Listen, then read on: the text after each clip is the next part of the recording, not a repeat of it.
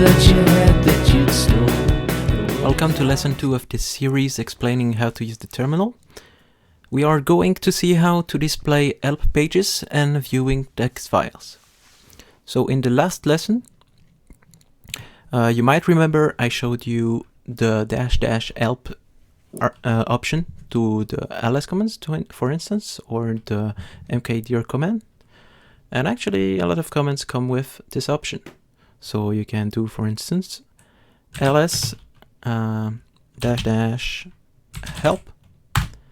and this will print you basically how you can use the command, the options it has, etc., how to use it. In the previous video I explained what this means.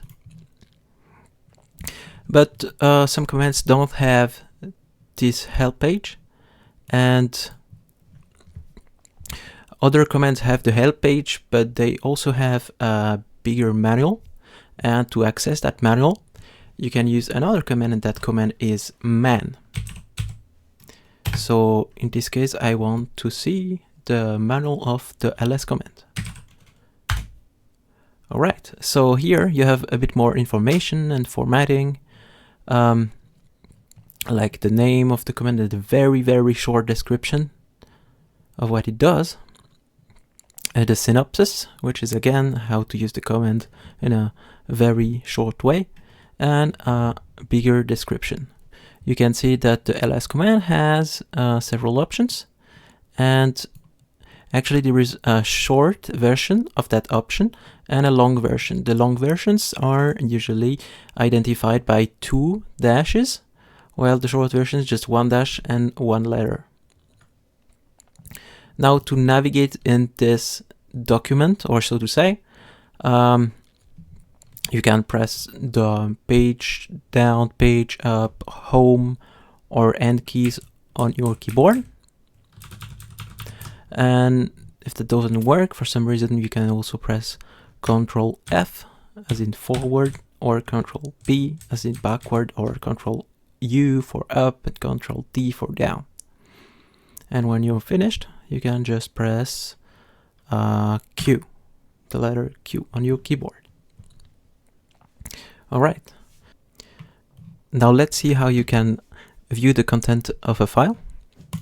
So for this, we're gonna use the cat command and just put the name of one or several files. For instance, we can look at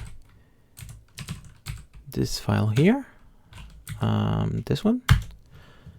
Alright, and here I just have the content of that file. It listed all its content, and I'm just looking at the end of this file here. Now, you might want to just look at the beginning of the file to know what it's all about, and you can do that with head. So just say head, and I'm gonna print the content of that file again with just the 10 first lines. I can actually use an argument and ask for less or more lines at the beginning of the file. So if I just want the 3 first line, I can say -3, and this just gives me the 3 first lines of that file. Similarly, you can look not at the head, but at the end. So if you have like a snake, you have the head of the snake and the tail of the snake. That is why you're gonna use the command tail. And these are, like you saw before, the 3 last lines of that file. You probably saw that I used the same option because the options of head actually works with tail. Now there is one cool thing you can do with the command tail, and this is to look how a file evolves live, like a log file, for instance. And for that, you're gonna use the option -f, as in follow, for instance. And let's just use a file like this one.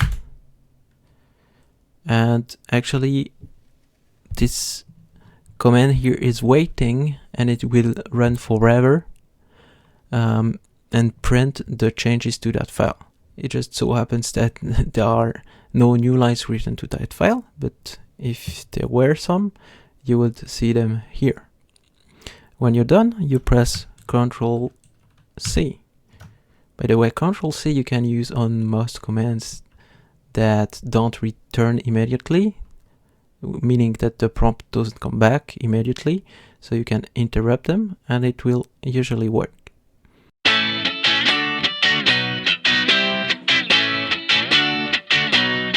It was a thing that you had